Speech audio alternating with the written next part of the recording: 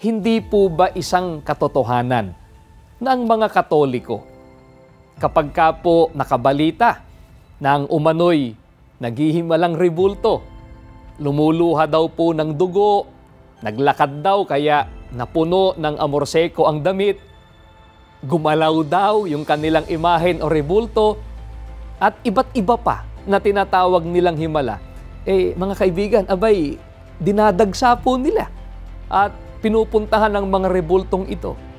Katakot-takot na pag-aalay po ang kanilang ginagawa.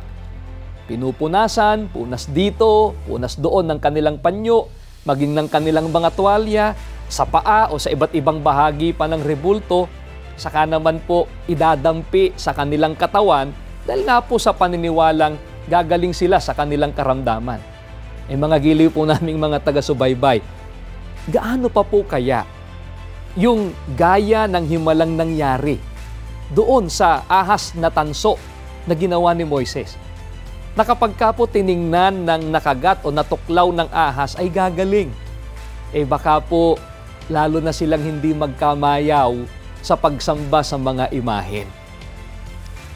Mga kaibigan, ayon na rin po sa mga paring Katoliko pa rin, anong uring kasalanan po ba ang idolatriya o pagsamba sa mga larawan na kung tawagin ng Biblia ay mga Diyos-Diyusan?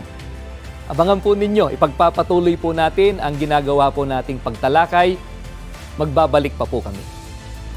Welcome back po sa programang ito ng Iglesia ni Cristo, ang Pagbubunyag. Ang tinatalakay po natin sa pagkakataong ito ay tungkol po sa ginagawa ng Iglesia Katolika Romana na pagsamba sa mga larawan, sa mga imahen o rebulto ng kinikilala po nilang mga santo at santa.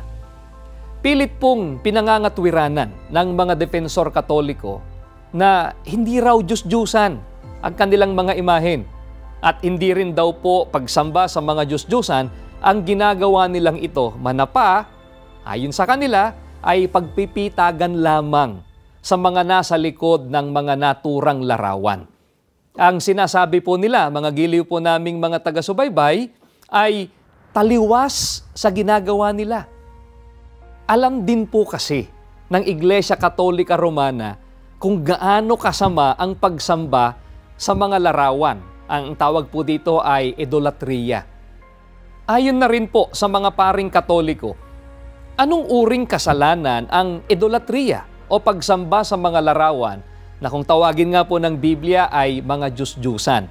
Ang babasahin po namin ay isang aklat Katoliko po. Ang pabagat, Pasyong Henesis. Dito po sa pahina 16, ganito po ang kanilang sinasabi. Lalong dakila ang sala ng tanang anak ni Eva. Anakin ang idolatriya na anumay sinasamba, pinaparang Diyos nila. Mga kaibigan, mismong pasyon po ng Iglesia Katolika Romana ang nagsasabing lalong dakilang sala o napakalaking kasalanan ang idolatriya o pagsamba sa mga rebulto o Diyos-Diyusan. Ang nakakalungkot po, sa kasalanang ito dinadala ng Iglesia Katolika ang maraming mga tao, ang kanilang mga kaanib. Kaya ano po ang nahayag mula sa langit? Dahil po sa ginawang pagsamba ng mga tao sa mga rebulto o sa mga larawan.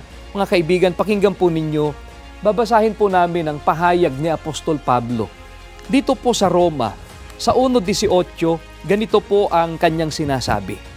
Sapagkat ang puot ng Diyos ay nahahayag mula sa langit, laban sa lahat na kasamaan at kalikuan ng mga tao, na mga sinasawata ang katotohanan ng kalikuan.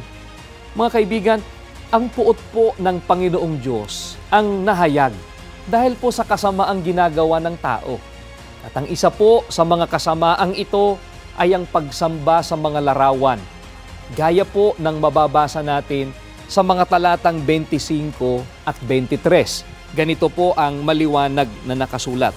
Sapagkat pinalitan nila ang katotohanan ng Diyos ng kasinungalingan, at sila'y nagsisamba at nangaglingkod sa nilalang kaysa lumalang, na siyang pinupuri magpakailanman. Siya nawa at pinalitan nila ang kaluwalhatian ng Diyos na hindi nasisira ng isang katulad ng larawan ng tao na nasisira at ng mga ibon at ng mga hayop na may apat na paa at ng mga nagsisigapang.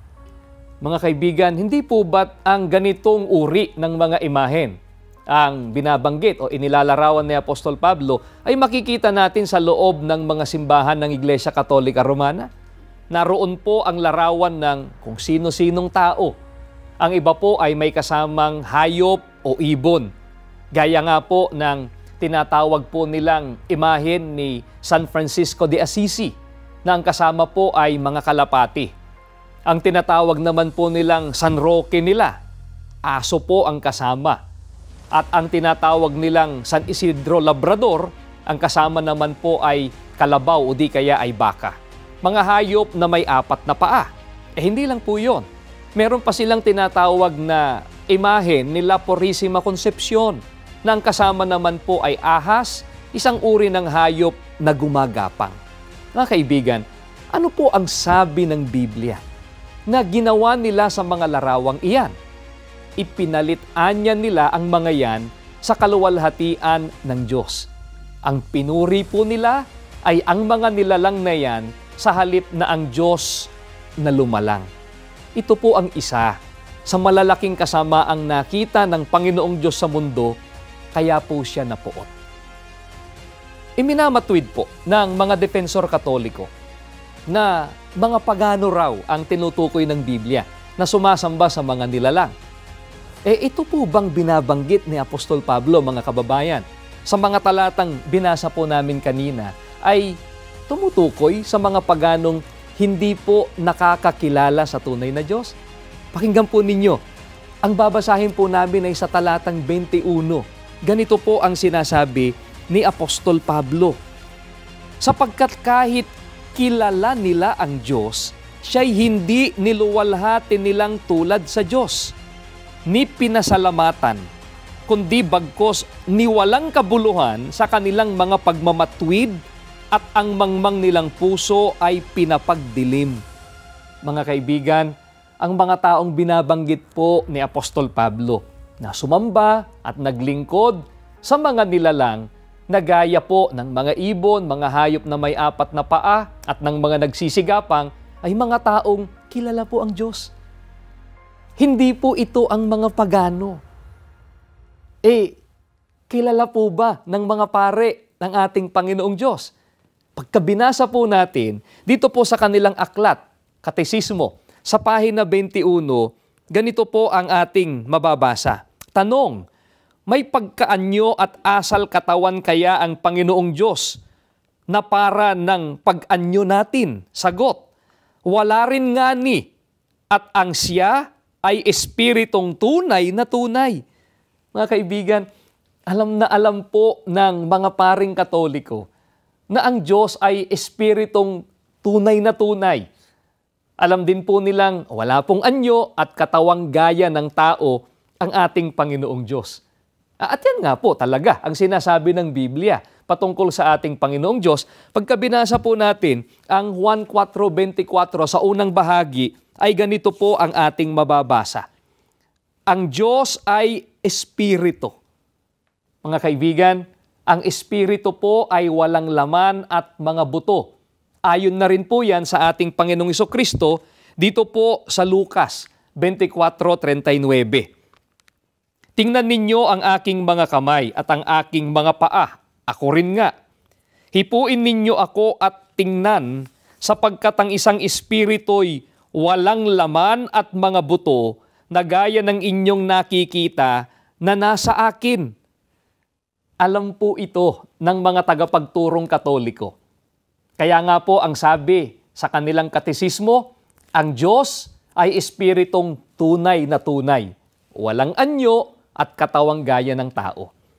Ngunit sa kabila po nito, mga giliw po naming mga taga-subaybay, ang kanilang sinamba at pinaglingkuran ay ang mga nilalang, ang mga larawan o imahen ng tao, ng ibon at ng mga nagsisigapang.